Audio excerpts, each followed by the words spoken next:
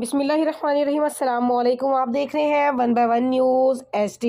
کمالیہ سے میں اپڈیٹ کر رہے ہیں۔ بیورو چیف سلمان حیدر گجر، صوبائی وزیر وومن ڈیولپمنٹ ڈپارٹمنٹ آشفا ریاض فتیانہ کی زیر صدارت سیوریج لائنز کی تبدیلی کے پروگریس کے بارے میں اجلاس۔ اسسٹنٹ کمشنر دریاب ساجد کمبوز میں دیگر میونسپل افسران کی شرکت۔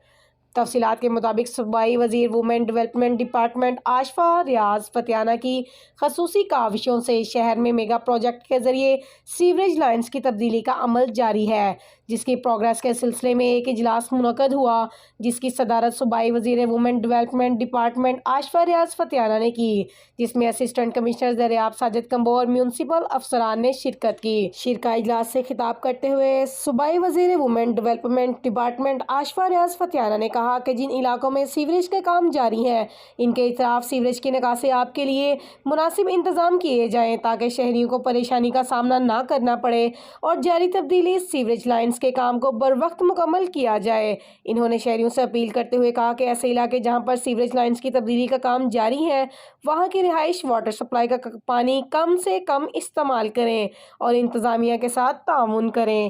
مزید ایسی خبروں سے باخبر رہنے کے لیے دیکھتے رہیے گا ہمارا اور آپ کا اپنا چینل 1/1 نیوز HD۔